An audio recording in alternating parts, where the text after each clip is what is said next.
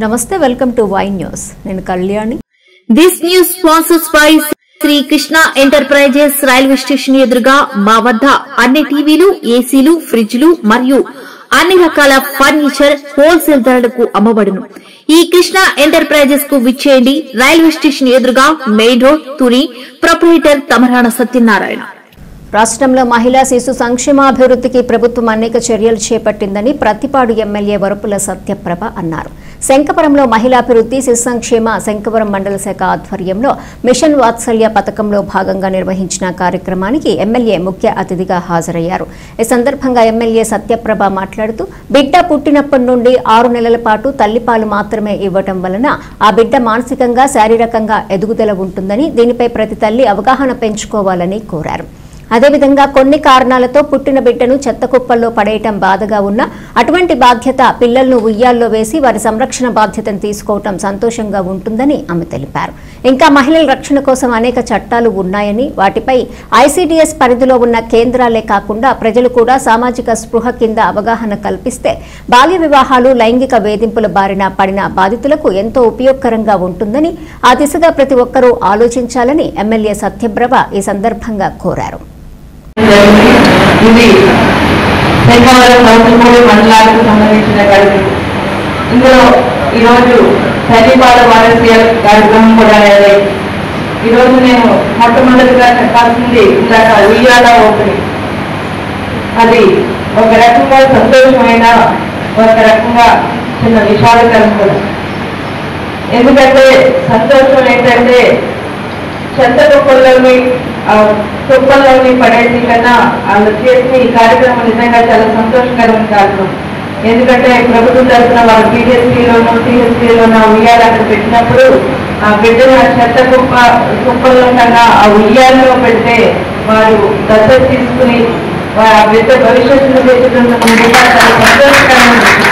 దీన్ని ఇంకొకటి, ఇటువంటి పరిస్థితి ఏ బిడ్డకి రాకూడదని మనం ఒక పక్కన విషాదకరం. ఎందుకంటే అది ఎంత ఉపయోగకరమైన త్వరలో అది కూడా రాకూడదని మనం కోరుకోవాలి. ఇటువంటి కార్యక్రమం నిజంగా మనం వాళ్ళకి గర్వించడానికి విషయం. ఇంకొకటి, బాలల సంరక్షణ, వారి యొక్క రక్షణ, భద్రత గురించి, చట్టాల గురించి ప్రతి ఒక్కరికి ఒక అవగాహన అనేది ఖచ్చితంగా అవసరం.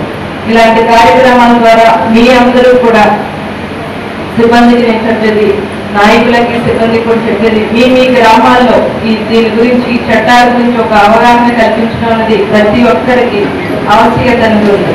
అదేవిధంగా బాల కార్మిక వ్యవస్థ గురించి, బాల్య వివాహాల గురించి, లైంగిక వేధింపుల గురించి వీటిలన్నింటికి ఒక చట్టం ఉంది. ఆ చట్టాలను మనం ప్రతి ఒక్కరికి, ఎక్కడ ఉన్న మారుమూల ప్రాంతాల్లో ఉన్న ఒక విలేజ్ లో ఉన్న చదువుకొని వాళ్ళకి కూడా చట్టం గురించి ఒక అవగాహన కల్పించడం ద్వారా వీళ్ళన్నింటినీ నిర్మూలించడానికి మన వంతు పాత్ర కూడా మనం నిర్వహించుకోవాల్సిన అవసరం ఉంది. దీన్ని ఏదైతే కార్మిక వ్యవస్థను, బాల కార్మికులు శ్రమ దోపిడిని మనం అంతర్మందించిన రోజున బాలలు ఒక ప్రశాంతమైన వాతావరణంలో, ఒక మానసికంగా, శారీరకంగా కూడా ఒక దృఢత్వంతో వారి ఎదుగుదలకు మనం ఎంతో ఉపయోగపడటంలో మనం కూడా కార్యక్రమంలో.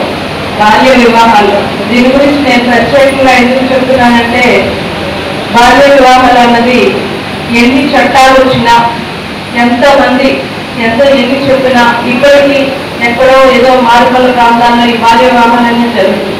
దీన్ని మనం అంతమందించిన రోజున ప్రతి ఆడపిల్ల, అదేవిధంగా ఈ వివాహాలు అన్నది ఆపివేయడం వల్ల వారికి ఒక అవగాహన కల్పించడం వల్ల తల్లిదండ్రులకి ప్రతి ఆడపిల్ల ప్రశాంతమైన వాతావరణంలో వారికి ఒక మానసిక ఎదుగుదల వచ్చినప్పుడు, ఒక శారీరక దృఢత్వంతో ఉన్నప్పుడు, వారి వివాహం జరిపించినప్పుడు ఆ మహిళ, ఆ అమ్మాయి